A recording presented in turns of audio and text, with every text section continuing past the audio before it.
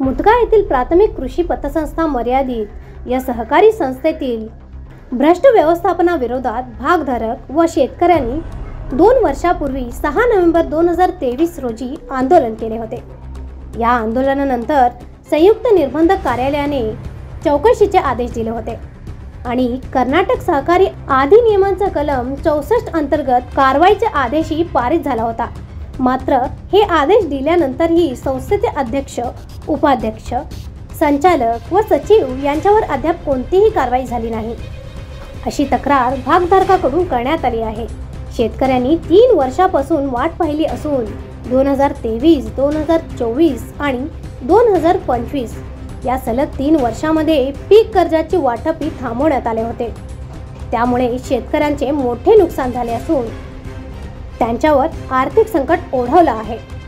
शेतकऱ्यांनी प्रशासनाकडे मागणी केली आहे की संस्थेच्या भ्रष्ट व्यवस्थापना मंडळावर तात्काळ कठोर कारवाई करण्यात यावी, तसेच थांबवलेला पीक कर्ज तात्काळ त्वरित करण्यात यावी।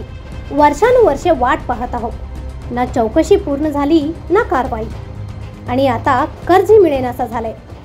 नमस्कार, मी सचिन पाटील, प्राथमिक कृषी पतन सहकारी संघ मुतगा ह्या सोसायटीच्या विरोधात गेली 5 वर्ष आपण शेतकरी बांधव व तसेच गावातील काही जण मिळून आपण ह्या भ्रष्टाचाराच्या विरोधात लढा उभा केलेला आहे।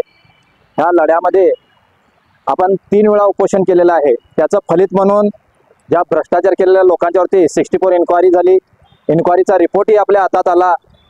ज्या लोकांनी भ्रष्टाचार केला त्यांच्या नावासहित ज्यांनी जो काय गफळा केला होता, जे काय अमाऊंट त्यांनी गिळंकृत केली होती सोसायटीमधून, त्यांच्या नावासहित त्या अमाऊंट सहित त्यांचा रिपोर्ट आलेला असताना सुद्धा त्यांच्यावरती कुठलीही कारवाई ऑफिसर करायला तयार नाहीत। व गेल्या 3 वर्षापासून माझ्या गावातील शेतकरी बंधूंना 1 रुपयाचा एक क्रॉप लोन जे गव्हर्नमेंटकडून बिना कर्जाचं वितरण केलं जातं ते माझ्या गावातील शेतकऱ्यांना मिळत नाही आहे। त्याच्यासाठी हा विषय घेऊन आपण आज माननीय DC साहेबांना एक निवेदन देण्यासाठी आपण इतक्या मोठ्या संख्येने इथं उपस्थित राहिलो होतो। आपण तुमच्या माध्यमातून DC सरांना हे विनंती करू इच्छितो की गेल्या 3-4 वर्षापासून जो माझ्या गावातील शेतकरी बंधू पैशासाठी, क्रॉप लोनसाठी जो झटतोय तो तुम्ही थोडासा लक्षात घेऊन लवकरात लवकर माझ्या गावच्या शेतकऱ्यांना कर्ज वितरण कसं होईल याच्यावरती स्वतः तुम्ही लक्ष घालून ते वितरण करून द्यावं व ज्यांनी भ्रष्टाचार केलेला आहे त्यांना कठोरात कठोर शासन करून आम्हाला न्याय द्यावा, असे मी तुमच्या माध्यमातून विनंती करतो। नमस्ते। शेतकऱ्यांची सहनशीलता संपत चालली आहे, असे भागधारकांनी सांगितले। शेतकऱ्यांना आता प्रशासनाकडून न्याय मिळेल अशी आशा आहे, अन्यथा भविष्यात मोठ्या आंदोलनाचा इशारा देण्यात आला आहे।